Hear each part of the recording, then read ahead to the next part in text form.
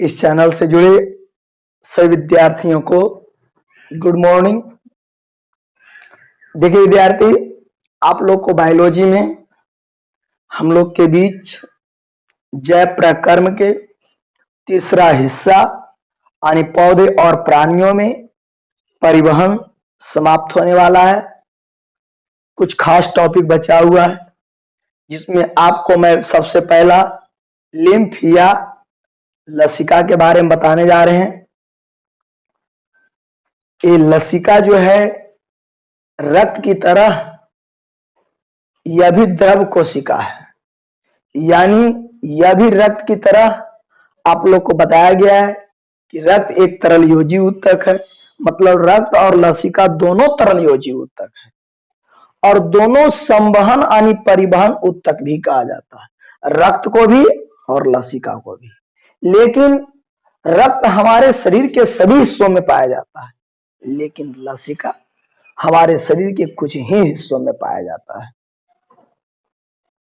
क्योंकि आगे विद्यार्थी जी देगा कि रक्त और लसिका में अंतर बताए, तो इस सब बातों को ध्यान में रखिएगा।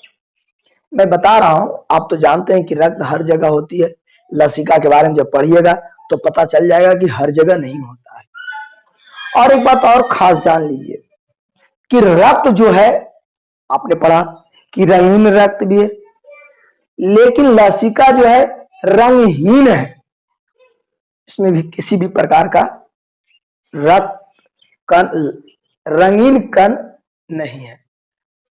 उसमें लाल होने के कारण आपको बताया गया था कि इसमें लौह युक्त प्रोटीन नामक हीमोग्लोबिन पाया जाता है, यानी हीमोग्लोबिन रंग कण।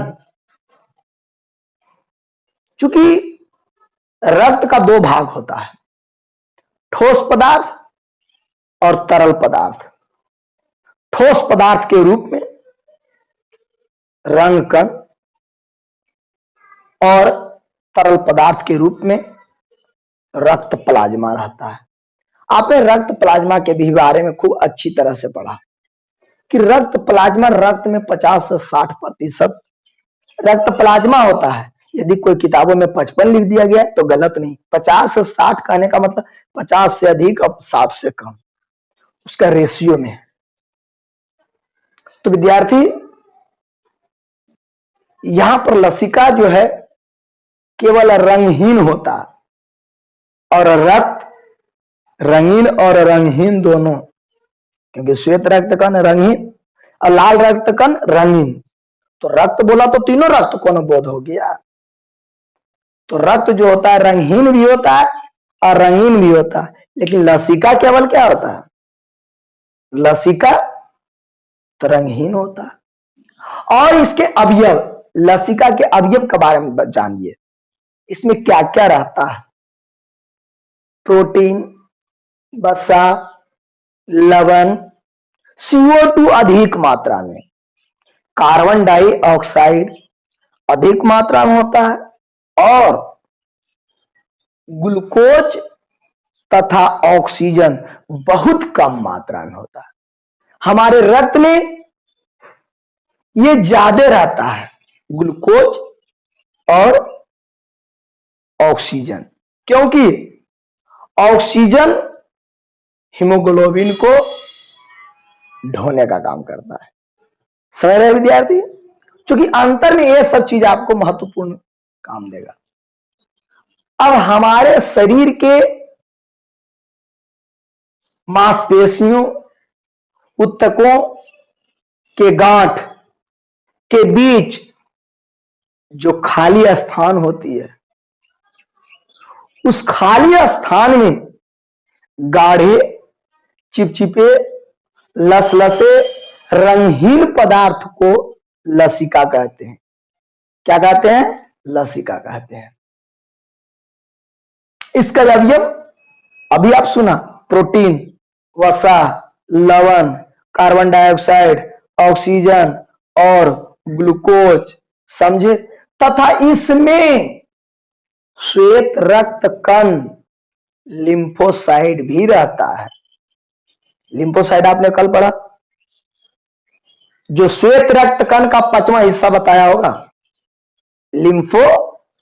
शायद वो 20 से 26% होता है श्वेत रक्त कण में। तो अभी आपने पढ़ा लसिका के बारे में, लसिका और रक्त में अंतर के बारे में समझा। अब हम लोग कुछ किताबों के अंतर्गत जो बोर्ड संबंधित क्वेश्चन पूछे जाते हैं, मैंने आज तक जो थ्योरी पढ़ाया है उस थ्योरी की मदद से वैसे क्वेश्चनों को जवाब आज देंगे। आज आपके बुक से एक क्वेश्चन मैं कर रहा हूं। इस क्वेश्चन के बारे में आपको पहले भी कुछ जानकारी मिली है कि हीमोफीलिया क्या है। ठीक है, शायद आप लोगों को कल के वीडियो में, पीछे वाले वीडियो में बताया गया था कि हीमोफीलिया एक आनुवांशिकी रोग है। एक ऐसा रोग है कि यदि किसी कारण से हमारे शरीर में, आपके शरीर में, भगवान न करे ऐसे हो, एक तो कोरोना घुस रहा है और घुसेगा तो दिखते हैं, तो जिसके शरीर में ये हो गया है और उनके माध्यम से अगली पीढ़ी की उत्पत्ति जब होती है, यानी संतान की उत्पत्ति होती है, तब यह रोग उसमें भी देखा जाता है, उसमें भी होता है। यानी फिर यह रोग खानदानी रोग बन जाता है, पीढ़ी दर पीढ़ी। यह रोग होने का मुख्य कारण पता है? एक साधारण सा हम लोग को कमजोरी से यह रोग होती है। आप काम करते करते बहुत थक जाते हैं, उस समय आपको आलस नहीं आता, लेकिन सोने के समय जाते हैं तो कहते बहुत थक गए, बिना मच्छरदानी लगाए हुए आप सो जाते हैं। बिना बुलाए डॉक्टर आया, बिना कहे सुइया दिया और बिना पैसा लिए चल दिया। बताओ क्या है? एक पहेली के रूप में बिना बुलाए डॉक्टर आया, बिना कहे सुइया दिया और बिना पैसा लिए चल दिया।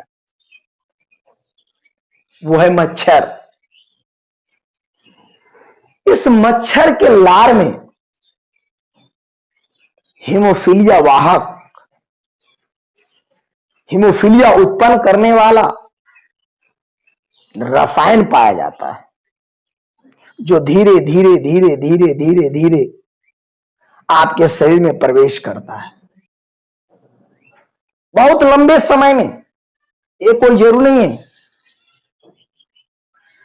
1 साल 2 साल 4 साल 5 साल, पूरी जिंदगी भी नहीं हो सकता है मच्छर को काटने से, कोई जरूरी नहीं है। क्योंकि कुछ बीमारियों से लड़ने के लिए हमारे शरीर के अंदर तो है बॉडीगार्ड, वो भी तो लड़ता है।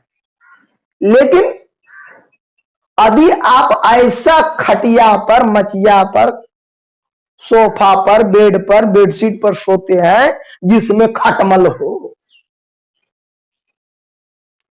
तो उस खटमल के लार में भी यह रसायन पाया जाता है, हीमोफीलिया उत्पन्न करने वाला रोगों को वाहक। इस रोग से बचना है, इस बीमारी से बचना है, तो उस बिना बुलाए डॉक्टर से भी, और ये नीचे जो खटमल है उससे भी बचना है। साथ ही साथ विद्यार्थियों, एक और है जो अभी का मौसम, बरसात का मौसम, इससे साफ पता चलेगा। यदि कोई बच्चा यह वीडियो को गर्मी में देखेंगे या दूसरा मौसम में देखेंगे तो साफ साफ कहेंगे कि सर यह वीडियो जरूर बरसात में बनाए हैं, क्योंकि मैंने इस वीडियो में बरसात बोल चुके हैं। तो विद्यार्थी, खैर कोई बात नहीं है, अभी का मौसम में यदि आप किसान के बच्चे हैं तो हम लोग को एक मजबूरी हो जाता है और साथ साथ जरूरी हो जाता है खेतों पर जाना, कुछ खेतों वाला काम करना, जानवरों को लाना।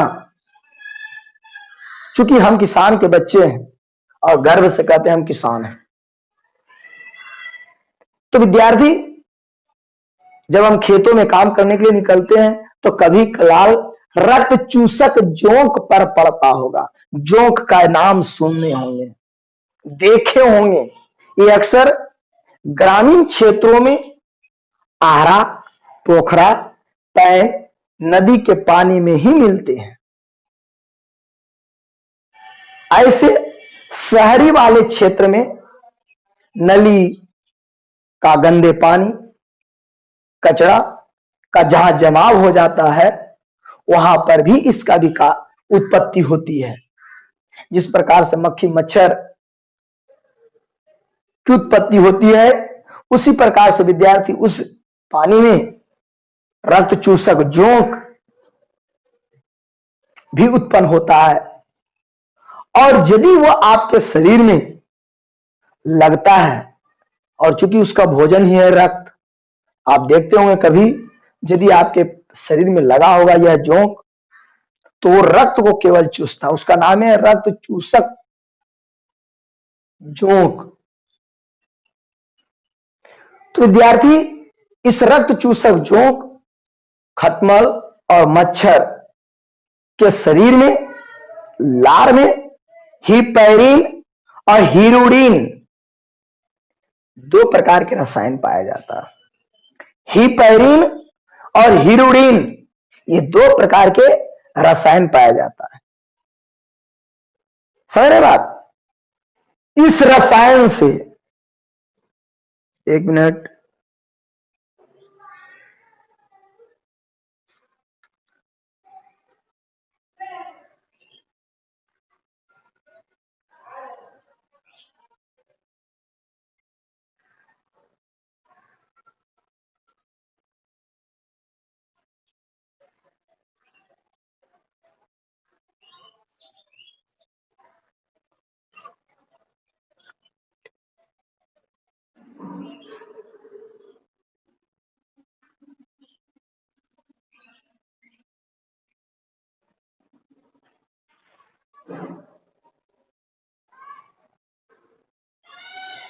हाँ विद्यार्थी, तो सुनिए। हाँ, आपको बता रहे थे रक्त चूसक जोंक और खटमल और मच्छर के बारे में। तो हिपैरिन नामक रसायन मच्छर और खटमल में होता है, जबकि हीरोडिन रक्त चूसक जोंक में पाया जाता है। इसके शरीर में लगातार वृद्धि होने से धीरे धीरे धीरे धीरे धीरे ये वृद्धि होते जाएगा और आपके रक्त में जो प्लेटलेट्स था, जो रक्त जमाने का काम करता था, उसको धीरे धीरे नष्ट करते जाएगा। जिस दिन इसकी आबादी अधिक हो जाएगी और प्लेटलेट्स का मात्रा घट जाएगा, उस दिन हम लोग हीमोफीलिया नामक रोग का शिकार बन जाएंगे। और इस रोग से आदमी मरता नहीं है, और मरता है तो कब और कैसे। मरता नहीं है और मरता है तो कब है कैसे। कौन सी बात है भाई कि मरता नहीं है और फिर कह रहे मरता भी है। हाँ मरेगा, लेकिन कब, सो सुनिए। यदि शरीर में ऑटोमेटिक है तो कोई दिक्कत नहीं, लेकिन जब शरीर से किसी कारण से रक्त बह जाए, फटने से, कटने से, लाठी पहना, डंडे, एक्सीडेंट इत्यादि के चोट से रक्त निकलने लगे, तो ये कंटिन्यू रक्त निकलते चला जाएगा, रक्त निकलते चला जाएगा। क्योंकि हीमोफीलिया नामक रोग हो जाने पर रक्त जमता नहीं। अब रक्त जमेगा नहीं तो आपके बॉडी से बहुत अत्यधिक मात्रा में रक्त निकल जाएगा। अर्थात आपके इस जीवन रूपी गाड़ी से यदि पेट्रोल खत्म हो जाए तो एयर के जगह एयर में आत्मा चला जाएगा। आत्मा निकल गया मतलब मर गया। तो ऐसे परिस्थितियों में वैज्ञानिकों ने उस व्यक्ति को भी बचाने के लिए प्रयोगशाला में सोडियम ऑक्जिलेट और सोडियम साइट्रेट, सोडियम ऑक्जिलेट और सोडियम साइट्रेट, ये दो प्रकार के प्रयोगशाला में सोडियम बेंजोनोएट और बेंजोनोएट नहीं, सोडियम ऑक्जिलेट और सोडियम साइट्रेट, दो प्रकार के रसायन तैयार किया। जिस रसायन को 0.01% शरीर में चढ़ाया जाता है, ऐसा करने पर रक्त जमना प्रारंभ हो जाता है। तो आपने बहुत गौर से ध्यान से सुना है इस वीडियो को। आप इस वीडियो को यदि कहीं पर कंफ्यूजन हो तो दोबारा सुन लेंगे, तो मेरे द्वारा बताए गए लेक्चर आपको और भी पूरा समझ में आ जाएगा। 2 बार 3 बार जितना बार आप सुनिएगा उतना बात को मैं बोलूंगा, समझ रहे हैं। तो आइए विद्यार्थी जी, क्योंकि समझाने के समय में आपको ध्यान देना बहुत जरूरी है, क्योंकि जितनी बातों को बोला जाता है लेक्चर में उतनी बातों को लिखा नहीं जाता है। हम तो प्रश्न का उत्तर नहीं लिखेंगे, समझाने वाली बात आरा पोखरा नारा थोड़ी लिखेंगे। जैसे जैसे मैंने बोला मच्छरदानी, डॉक्टर सुइया इत्यादि, ये सब आपको समझने के तौर पर दिमाग को ग्रोथ करने के संदर्भ में ऐसी बातों को रखा जाता है, लेकिन लिखावट में प्रश्न का उत्तर दिया जाता है। तो सिर्फ लिखावट को ना देखें और उसी को लिख करके ना छोड़ दें, आप उसको पढ़ने की कोशिश करें। लिख करके छोड़ दिएगा तो कुंजिका तैयार हो जाएगा, एक डायरी बन जाएगा और आपका यह मोबाइल लाइब्रेरी बन जाएगा। समझ रहे हैं। तो आइए मैं आपके बीच क्वेश्चन का जवाब लिखता हूं कि लसिका क्या है।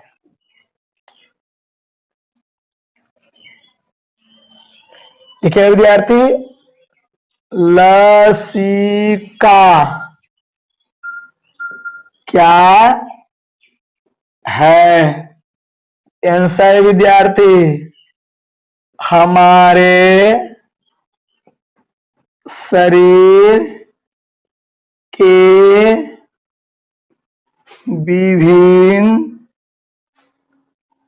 विभिन्न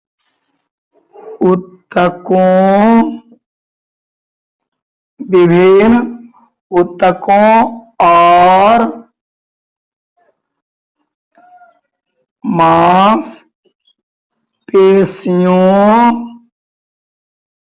मांसपेशियों के बीच खाली जगहों में नलीनुमा रचना की गांठ पाई जाती है। इस खाली जगह में रंगहीन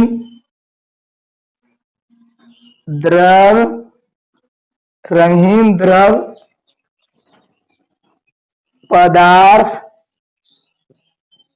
होता है, जिसे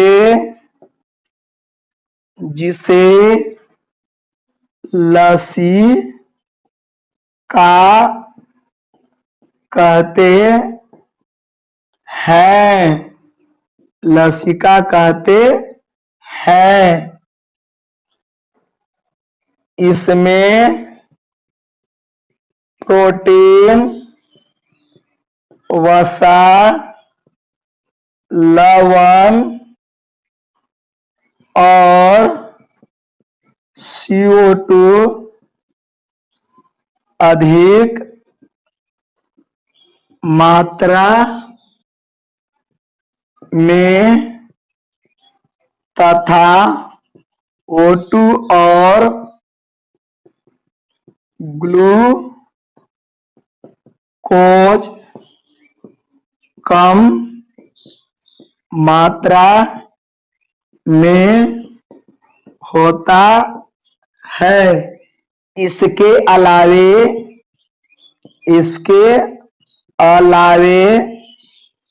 इसमें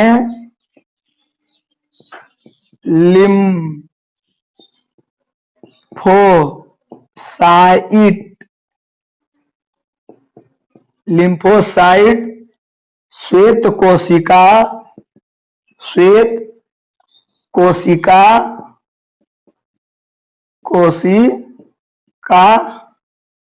भी होता है। तो देख लीजिए विद्यार्थी जी, आप इसको गौर से पढ़ लीजिए, देख लीजिए, इसके बाद मैं आगे बता रहा हूं।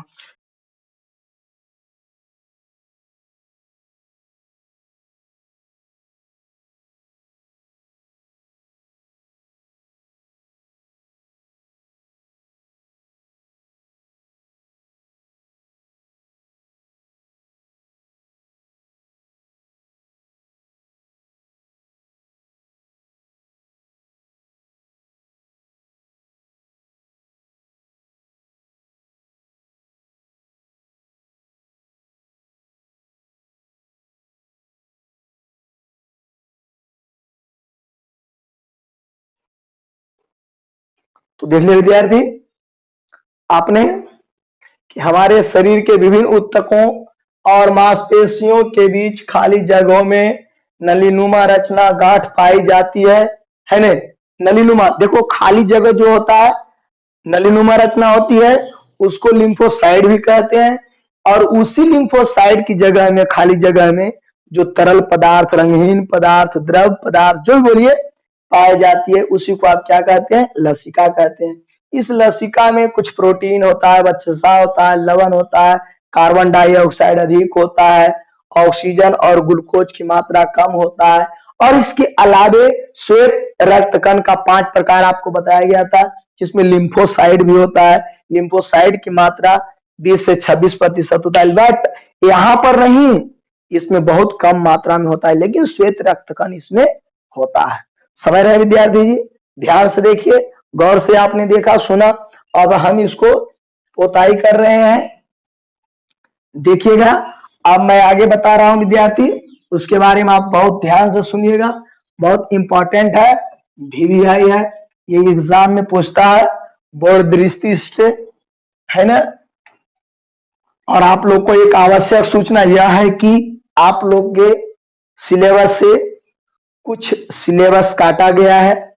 पहले तो एनसीईआरटी के आधार पर था, अब एनसीईआरटी से भी कुछ काट लिया गया है, तो आप लोग को बोझा थोड़ा हल्का हो गया है ना। लेकिन सिर्फ उन विद्यार्थियों के लिए जिस विद्यार्थियों ने 20 और 21 के सेशन में बिहार बोर्ड एग्जाम में शामिल होंगे, 8 हो, 9 हो, 10 हो, है ना, 12 हो, सभी के लिए यह अवसर है। और यह पूर्ण रूप से घोषणा आपको अगस्त से सितंबर महीने में आएंगे। हम आपको 1-2 दिन में जब लाइव के रूप में बताएंगे, क्यूज के रूप में बताएंगे। अभी तो लाइव के रूप में मैं पढ़ा रहा हूं, जब मैं बताऊंगा तो उसको लाइव वीडियो अलग से डालेंगे। आप हो सके तो सभी बच्चे देखेंगे, सुनेंगे, और भी लोगों को, दूर दूर तक लोगों को जानकारी देंगे, ताकि वह बच्चा उन सभी चैप्टर को कम ध्यान दे और जो चैप्टर सिलेबस में रहेगा उस पर ज्यादा ध्यान दीजिएगा। हम लोग को समय मिलेगा तो जितना चैप्टर बुक में सब पढ़ लेंगे। कम समय रहेगा तो जो सिलेबस से आउट किया गया है उसको नहीं पढ़ेंगे। कौन कौन सा सिलेबस है मैं एक दो रोज के बाद बताऊंगा कि कौन कौन से चैप्टर को हटाया गया है, कम किया गया है, और नया जुटा कुछ नहीं है, सिर्फ वो नया बन गया है। जब घटेगा तो फिर तो नया बन जाएगा। तो आइए, वो सिर्फ इस वर्ष के लिए, हो सकता है आगे के बारे में तो मैं कुछ कह नहीं सकता हूं, भविष्यवाणी नहीं कर सकता हूं। मुझे जितना बिहार बोर्ड से जानकारी है मैं उतना आप लोग तक बता रहे हैं, समाचार पत्रों के माध्यम से जितना मुझे मिला है उतना हम आपको बता रहे हैं। तो ठीक है, मैं आपके बीच एक वीडियो डालूंगा, उस वीडियो को सभी बच्चों तक शेयर कर देंगे, कमेंट कर देंगे, घंटी को दबा देंगे और सब तक पहुंचा देंगे कि देखिए सुमन सर के टनटनवा घंटी में क्या मिला है, सो आप सुन रहे हैं। तो आइए हम आप लोग के बीच क्वेश्चन डाल रहे हैं। देखिए क्वेश्चन है कि रक्त और लसिका में अंतर बताएं। देखिए विद्यार्थी, आंसर है रक्त और लसिका में निम्नलिखित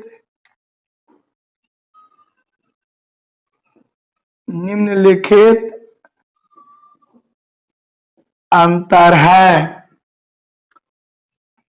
एक तरफ लिखिएगा राजा रक्त और दूसरा तरफ रानी नहीं, दूसरा तरफ लसिका, लाओसिका।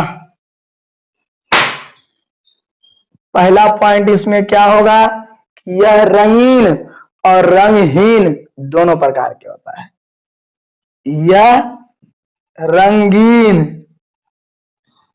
और रंगहीन दोनों प्रकार के होता है, दोनों प्रकार के होता है। ठीक है, दूसरी बात, यह केवल रंगहीन होता है, यह केवल रंगहीन होता है। ठीक है, दूसरी बात विद्यार्थी, यह शरीर के सभी हिस्सों में होता है, यह शरीर के सभी भागों में होता है। दूसरी बात, इसमें यह लिम्फ नलियां में होती है, यह लिम्फ नलियां में होती है। सुन लिया। देखिए इसमें एक चीज, तीसरी बात, इसमें लौह युक्त प्रोटीन होता है, लौहयुक्त प्रोटीन होता है, इसमें यह चीज नहीं होता है। लौहयुक्त प्रोटीन हीमोग्लोबिन को कहते हैं, इसमें लौह युक्त प्रोटीन नहीं होता है, होता है। देखिए इसमें ध्यान दीजिएगा, इसमें प्रोटीन, केवल प्रोटीन जो होता है। चौथा, लौहयुक्त प्रोटीन, इसमें लौहयुक्त प्रोटीन नहीं होता है। यानी आप इस चीज को ऐसे भी लिख सकते थे कि इसमें हीमोग्लोबिन होता है और इसमें हीमोग्लोबिन नहीं होता है। इसके बाद इसमें जो है विद्यार्थी, कार्बन डाइऑक्साइड जो होती है इसके तुलना में कम होती है और इसमें ज्यादा होता है। इसमें CO2 की मात्रा ज्यादा होता है और इसमें CO2 की मात्रा कम होती है। इसमें CO2 की मात्रा कम होती है, बहुत कम होती है, बहुत कम। जो कार्बामिनो हीमोग्लोबिन बनाता है वही CO2 के रूप में रहता है। तो विद्यार्थी जी यहां पर इसका बात होगा कि इसमें CO2 की मात्रा अधिक होती है। अभी आपने पढ़ा इसमें CO2 की मात्रा अधिक होता है, अधिक होता है। और बड़े विद्यार्थी जी इसमें लिख सकते हैं इसमें O2 और ग्लूकोज की मात्रा, जगह नहीं है मैं भी बोल देता हूं, इसमें ग्लूकोज और O2 की मात्रा इसके तुलना में अधिक होता है, इसके तुलना में अधिक होता है। और इसमें O2 और ग्लूकोज की मात्रा कम होता है। तो आप लोग के बीच यह क्वेश्चन आया, आप इसको गौर से देख लीजिए सभी विद्यार्थियों ध्यान से, और पूरे नोट्स तैयार करते जाए। बहुत अच्छा तरीका है, मैं तो कह रहा हूं पहले से अपेक्षा बहुत सुंदर तरीका है पढ़ना, बशर्ते आज आप अपने जिंदगी लाइफ के लिए इस लाइफ प्रोसेस चैप्टर को अपने लाइफ के लिए मोबाइल आज जरूरी समझें और पढ़ाई से इतना जोड़ दें, उसको इतना जोड़ दें जितना कि आप अपने जीवन में पहले स्कूल और कॉलेज और ट्यूशन को जोड़ते थे पहले, कि एकदम निर्धारित समय पर आप जाते थे और निर्धारित समय पर आते थे। उसी प्रकार से आप अपने आज YouTube के माध्यम से, लाइव के माध्यम से पढ़ाई भी उसी प्रकार से करें, एकदम बिल्कुल कि हमें क्लास चल रहा है, हमें पढ़ना है, हमें पढ़ना है किसी टाइम। अब तो हो गया कि आप किसी टाइम, लाइव को तो निर्धारित समय है ना, तो लाइव आप देख लीजिए, फिर आप किसी टाइम लिख सकते हैं। लाइव जरूर देखिए, क्योंकि विद्यार्थी मैं बार बार कहता हूं जितनी बात मैं बोलता हूं समझाने के समय उतनी बात को बोर्ड पर लिखता नहीं। अंतर में 8-9 को बताया और लिखा है आपको 4 गो, हो सकता है 3 गो लिखे। तो कम से कम लेक्चर को जरूर से जरूर सुने। तो आइए इसको आप 1 मिनट देखिए, मैं आगे क्वेश्चन लिखता हूं।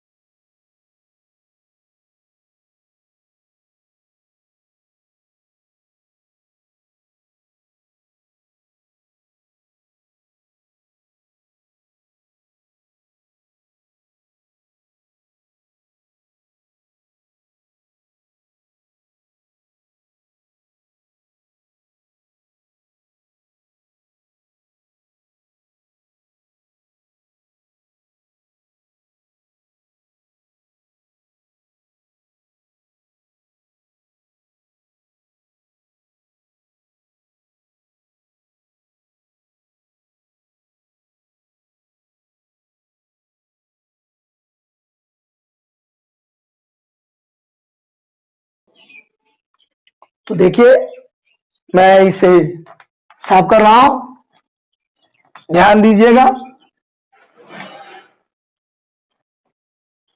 जिन क्वेश्चन को आप प्रश्न उत्तर में, मैं बार बार कह रहा हूं कि आपके पास जो भी इस घड़ी में जो भी बुक है, उस बुक में जो भी क्वेश्चन आपको समझ में नहीं आ रहा है, आप उसको क्वेश्चन भेजें, मैं उसका उत्तर भेजूंगा। और यदि कोई भी बुक नहीं है तो मैं जितना बात बता देता हूं आप उतने लिखें, तो बोर्ड क्या दिमाग कम नहीं होगा। केवल बोर्ड के लिए नहीं पढ़ाते हैं कि बोर्ड, जिस दिन बोर्ड के लिए पढ़ाना होगा मैं उस दिन लिख दूंगा कि केवल बोर्ड के लिए आज आप मैदान में और इसको लेकर कूद जा अस्त्र शस्त्र को। तो ये आपको इंटरनली पावर बढ़ाने के लिए पूरी बातों को समझे और देखो आगे देखिए।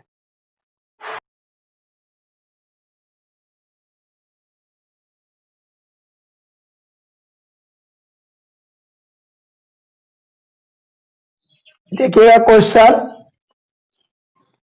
हीमोफीलिया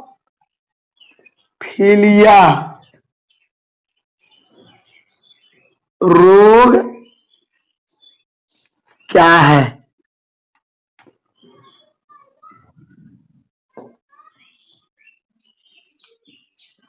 हमने तो यहां लिख दिया कि हीमोफीलिया रोग क्या है, किताबों में सिर्फ दिया हुआ है कि हीमोफीलिया क्या है। बहुत बढ़िया बात। हीमोफीलिया क्या है? सुनिए, मैंने अभी आपको बताया कि हीमोफीलिया एक अनुवांशिकी रोग है। क्या बोला? हीमोफीलिया, हीमोफीलिया एक अनुवांशिकी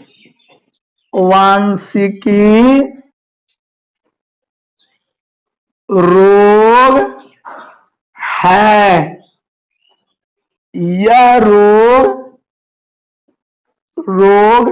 पीढ़ी दर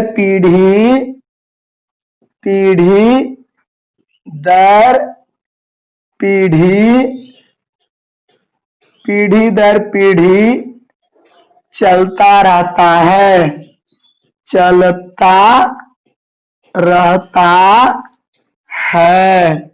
हीमोफीलिया एक अनुवांशिकी रोग है। यह रोग पीढ़ी दर पीढ़ी चलता रहता है। जिस मनुष्य में यह रोग हो जाता है, क्या बोले? जिस मनुष्य में यह रोग हो जाता है, जिस मनुष्य में यह रोग हो जाता है, उसका रक्त स्राव होने पर, बहने पर जमता नहीं है। जिस मनुष्य में यह रोग हो जाता है उसके शरीर से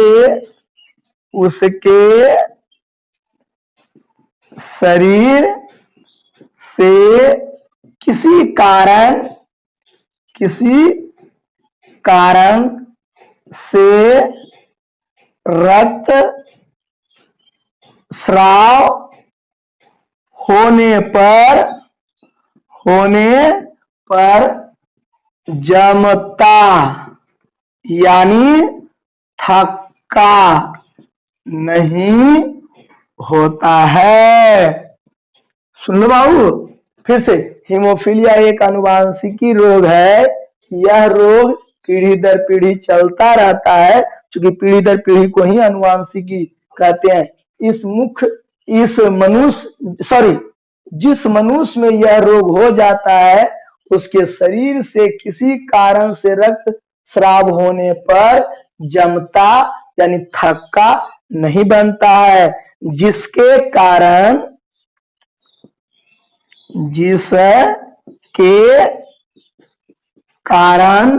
मनुष्य की मृत्यु भी हो जाता है।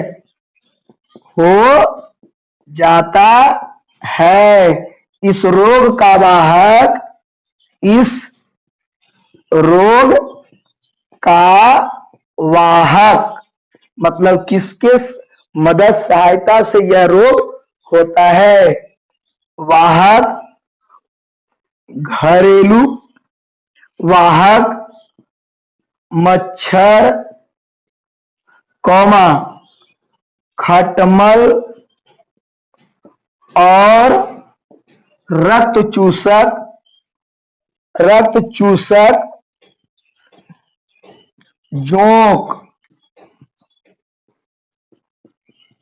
जोंक से होता है,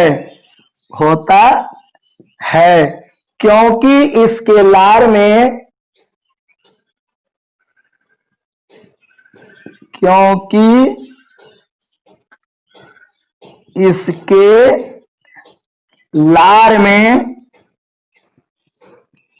में थक्का विरोधी थक्का विरोधी, जमने वाला जो रोकेगा, थक्का विरोधी रसायन, रसायन हिपैरिन एवं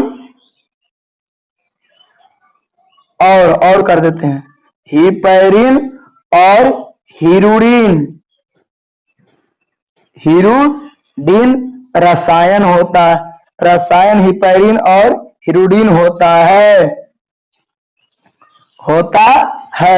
आप इसको एक बार गौर से पढ़ लें। देखिए मैं फिर से समझा देता हूं।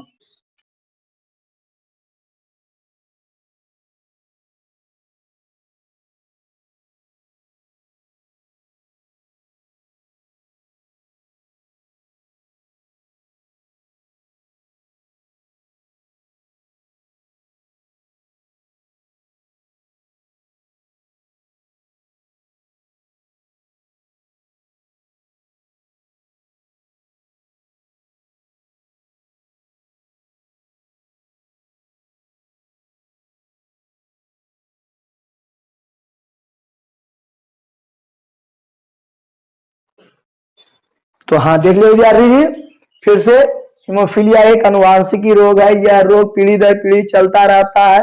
इस जिस मनुष्य में यह रोग हो जाता है उसके कारण से किसी, मैंने गलती पढ़ दिया,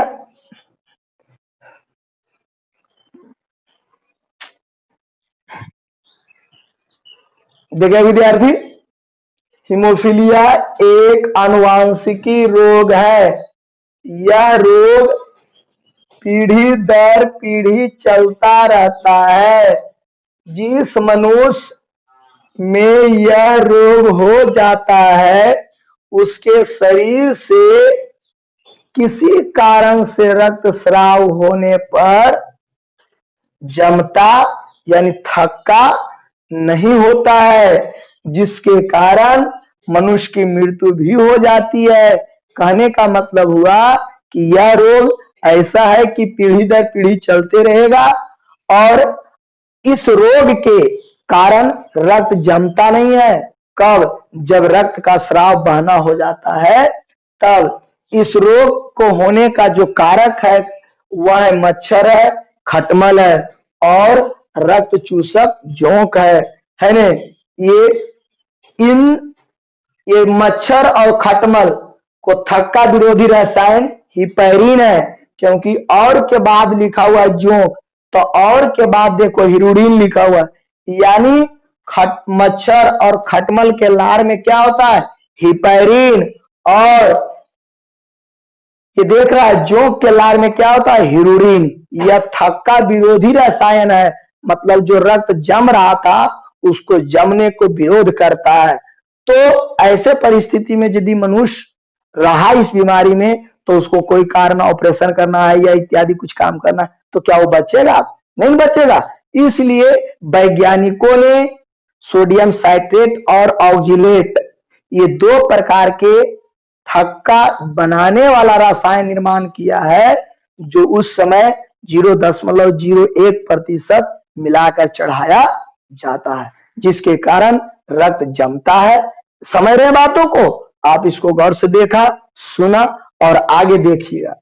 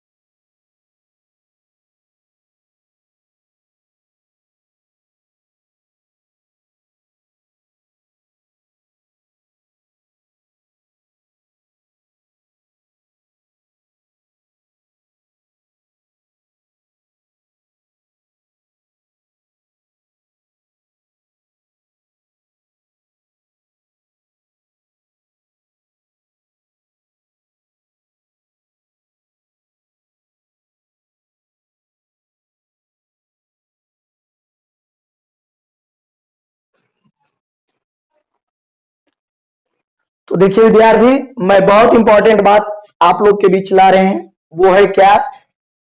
पहले गौर से इसको सुनेंगे, इसके बाद मैं तो लिख ही दूंगा। रक्त रुधिर का कार्य क्या है? रक्त रुधिर का कार्य क्या है, समझ रहे हैं? सबसे पहली बात रक्त के कार्य में आपने पढ़ा है कि हीमोग्लोबिन ऑक्सीजन को ढोता है। ऑक्सीजन को ढोने का काम हीमोग्लोबिन करता है। कहने का मतलब वह हीमोग्लोबिन रक्त में होता है। तो यह रुधिर जो है, रक्त जो है विद्यार्थी, वह ऑक्सीजन को ढोने का काम, परिवहन करने का काम, संवहन करने का काम करता है। तो पहला काम लोगों जी, ऑक्सीजन का परिवहन करता है।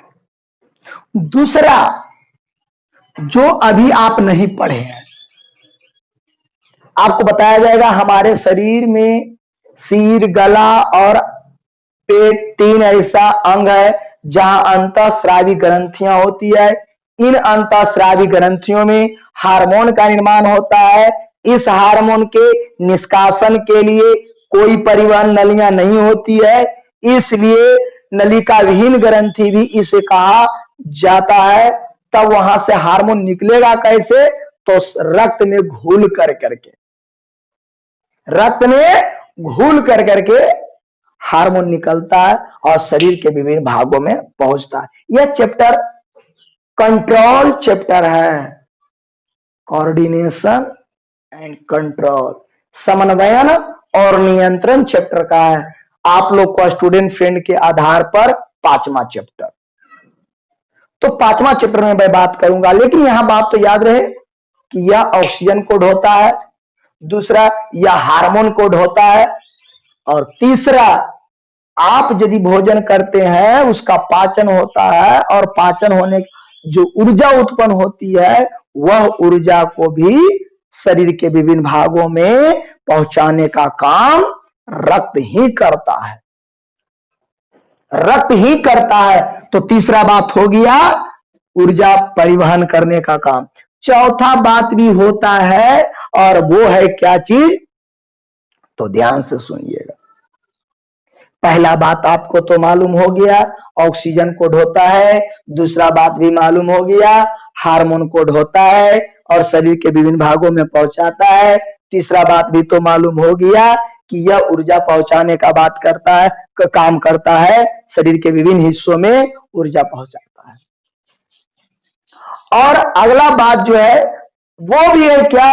वो सबसे महत्वपूर्ण है कि यह बीमारियों से लड़ने का भी काम करता है, बीमारियों से लड़ने का भी काम करता है। और 5वां बात में आइए कि जो श्वसन क्रिया में CO2 बनता है, कार्बन डाइऑक्साइड बनता है, उसको पहले फेफड़े तक पहुंचाता है, शरीर के विभिन्न हिस्सों से फेफड़े तक पहुंचाता है, और फेफड़ा फिर उसे नासिका छिद्र के द्वारा, श्वास द्वारा वायुमंडल में छोड़ा जाता है। तो फेफड़ा तक पहुंचाने का काम रक्त करता है, CO2 को फेफड़ा तक पहुंचाने का काम रक्त करता है। तो ये सब हो गया रुधिर, रक्त का कार्य विद्यार्थी, जो आपने सुना। और भी कार्य है, ये आपको शरीर में ऊर्जा के साथ साथ बल देता है, जिससे काम करने की शक्ति होती है, क्षमता होती है। इसलिए बल, रक्त को व्यर्थ बर्बाद ना करें, खर्च ना करें, दुरुपयोग ना करें। यही आपके शरीर के इंटरनली पावर है। आप ऐसे चीजों का सेवन करें जिससे रक्त पर कोई बुरा प्रभाव ना पड़े, ऐसे चीजों का सेवन करें जिससे रक्त आपके शरीर में डिक्रीज ना हो, इंक्रीज हो, बढ़ते रहे, बढ़ते रहे। और एक बात और याद रखिएगा, ध्यान रहे, मैंने इस बातों को तो भूल गया था, 50 मिलीग्राम प्रति 1 केजी, समझ लो जी। एक कहे का मतलब कि 1 किलो वजन जिस मनुष्य का है और उसको रक्त मालूम करना है कि उसके शरीर में रक्त कितना होगा, तो 1 किलो वाले मनुष्य में 85 मिलीग्राम होता है। ग्राम नहीं, एमएल होता है, एमएल में, मैंने सॉरी भूल गया, यानी 85 ml प्रति 1 kg। आपका वजन कितना है? आपका वजन जितना भी है उसमें 85 से गुना कर दीजिए, वो आ जाएगा ml में, और फिर 1000 से भागा दे दीजिएगा, वो आ जाएगा लीटर में। जैसे आपका वजन मान लेते 40 kg है, ठीक है, और इसको 85 से गुना कर दिया, कौची से विद्यार्थी, 85 से गुना कर दिया, तो ये जो आ जाएगा ml में आएगा, ml मिलीलीटर, यानी कहने का मतलब है 5 और गुने 4 बराबर 20, ये आएगा ml में। सुन लिया, 1 0 पहले से और 4 5 20, 1 0 अभी हाथ में रहा 2 और 4 8 32 और 33 34, यानी 34 ml। अब इसको लीटर में बदल दीजिएगा विद्यार्थी जी, 1000 से भागा दे दीजिएगा, ये लीटर में आ जाएगा। जय श्री राम हो गया, 3.4 लीटर, यानी 3.5 लीटर से भी कम आपके शरीर में रक्त है। इसलिए आप सब अपने अपने शरीर का वजन तो मालूम है। अब इस फॉर्मूला के आधार पर सभी बच्चे इस वीडियो को देखने के बाद हमें यह बताएंगे कि आपके शरीर के अंदर कितना रक्त है। कमेंट में जाकर के लिखिए, मैं देखता हूं कि कितना खून तुम्हारे शरीर के अंदर है। कर बाहर, इसको ध्यान से देख करके उसमें 85 से गुना कर देना अपना वजन में, जो आएगा ml में आ जाएगा, 1000 से भागा देना, लीटर में आ जाएगा। समझ गया बात को? तो आइए रक्त रुधिर का कार्य दिखाते हैं। बहुत मस्त चीज बताया, ध्यान रहे। क्वेश्चन है, रक्त या रुधिर के कार्य को लिखें। आंसर ऐसे देखिए, यह ऑक्सीजन का परिवहन करता है, पहला पॉइंट में। दूसरा पॉइंट में, यह हार्मोन का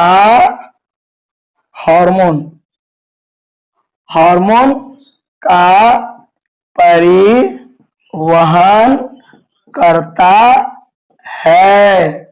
तीसरा, यह ऊर्जा, जैविक ऊर्जा, यह जैविक ऊर्जा का परिवहन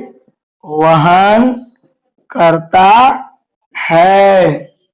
चौथा, यह CO2 को फेफड़ा तक पहुंचाता है। और पांचवा क्या बताया विद्यार्थी? यह ऑक्सीजन का परिवहन करता है, यह हार्मोन का परिवहन करता है। हाँ, यह बीमारी से रक्षा करता है, यानी लड़ता है। तो इस प्रकार से विद्यार्थी आपको याद रहे, ये सब बातों को जितना याद रहेगा उतना आप लोग के लिए बहुत फायदेमंद है। तो आज आपको यह चैप्टर, परिवहन चैप्टर, ट्रांसपोर्ट चैप्टर, जो एनिमल्स एंड प्लांट्स में ट्रांसपोर्ट था, वो चैप्टर समाप्त हुआ। तो जय प्रकर्म का तीसरा हिस्सा, तीसरा भाग, तीसरा पार्ट खत्म होती है।